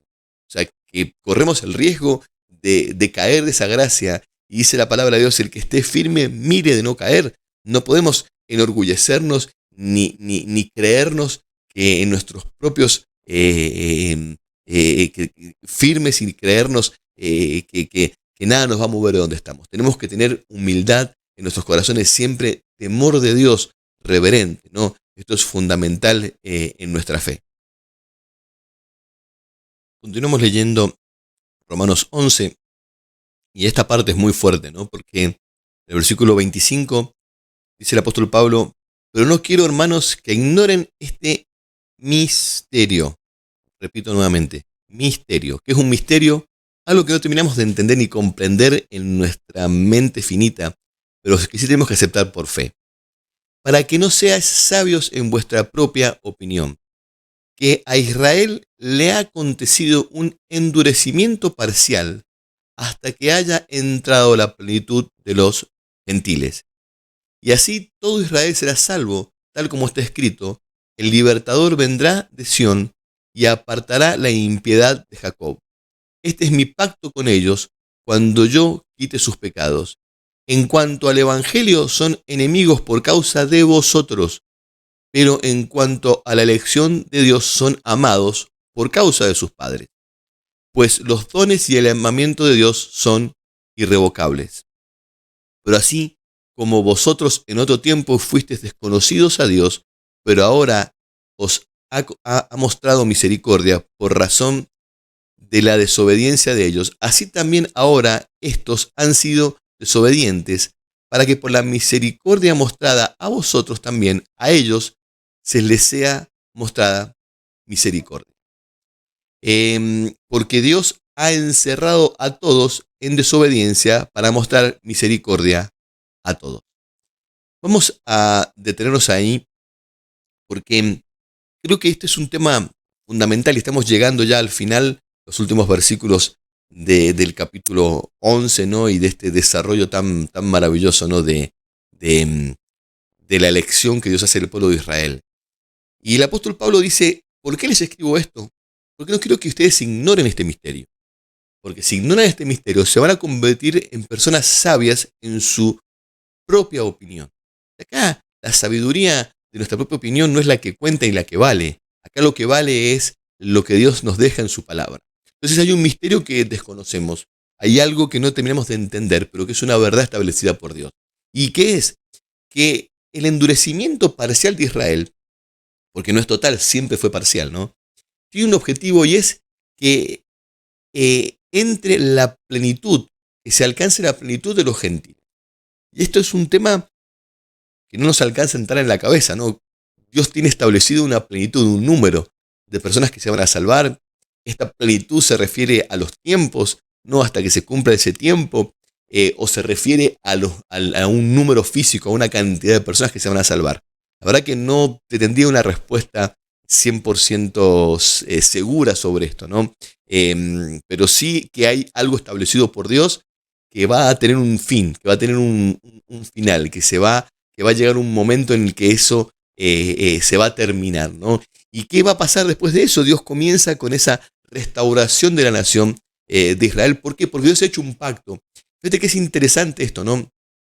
Nosotros utilizamos, viste que hemos visto varios versículos que hemos usado fuera de contexto siempre y que están aquí en este relato, ¿no?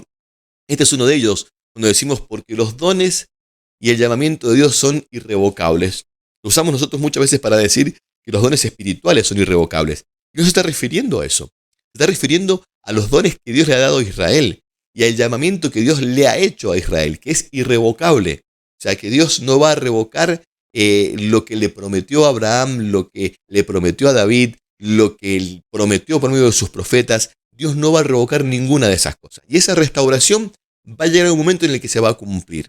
Y la verdad que yo quiero hacer un paréntesis aquí y agregar o meter una nota escatológica, ¿no? Mirando un poco los últimos tiempos, porque si ustedes después léanlo, Apocalipsis capítulo 11, vamos a ver aquí justamente los dos testigos. Estos dos testigos hacen una labor de predicación allí en Jerusalén, según entendemos a la luz de este texto.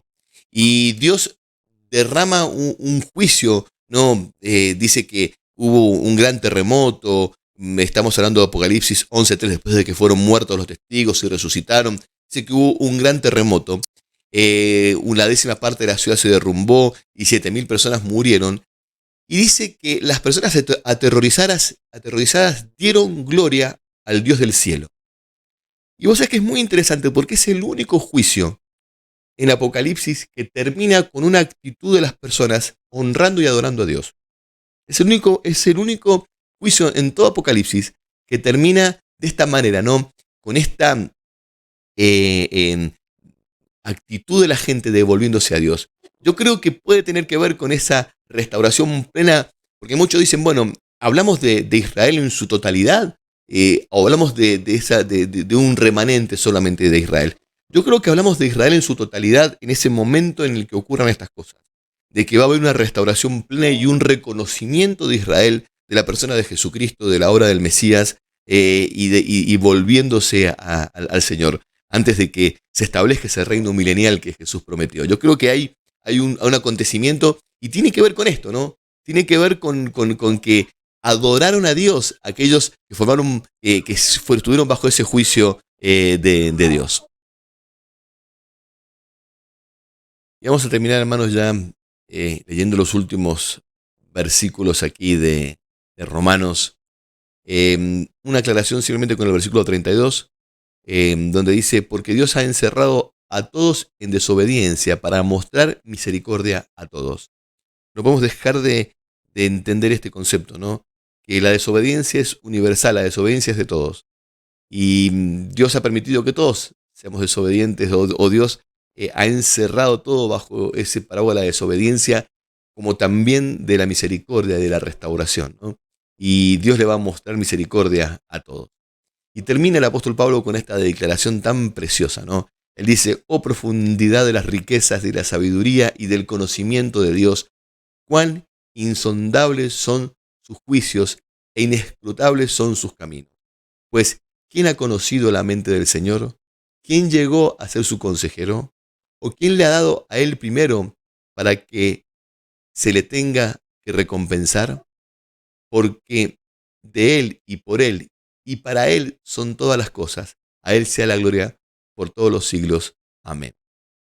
Qué maravilloso este final, con este, diríamos prácticamente un himno, ¿no?, del apóstol Pablo, ¿no? Estas palabras tan maravillosas, donde el apóstol Pablo nos lleva, él cierra, ¿no?, todo este capítulo, todos estos capítulos tan especiales, ¿no?, donde está tan lleno de cosas por ahí que no terminamos de entender, de misterios, diciendo esto, ¿no? ¿Cuáles son las profundidades, la riqueza de su sabiduría, de su conocimiento, ¿no? Cosas que no terminamos de comprender ni de entender, ¿no? ¿Quién ha conocido la mente de Dios? ¿Quién llegó a ser su consejero, ¿no? Creo que esto nos lleva a reflexionar sobre nuestra pequeñez, sobre lo insignificante que somos y sobre el hecho de que no terminamos de entender y de comprender todas las profundidades de los misterios de Dios. Siempre digo que cuando pensamos hacia el futuro, cuando pensamos en lo profético, es como que miramos un paisaje desde el ojo de una cerradura, ¿no? Eso es lo que alcanzamos a ver. Alcanzamos a ver algunos elementos de un paisaje tan amplio y de un cuadro tan grande, que es toda la obra que Dios va a hacer de aquí al fin de los tiempos, que no logramos imaginar, no logramos entender.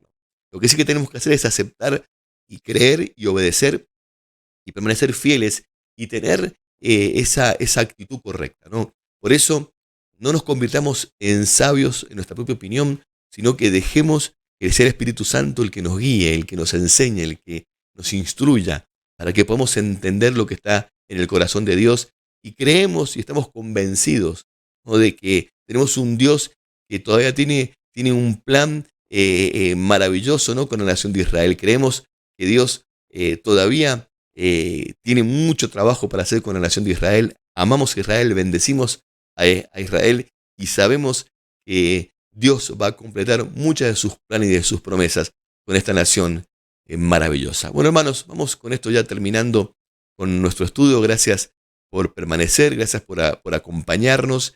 Queremos también invitarte a que nos ayudes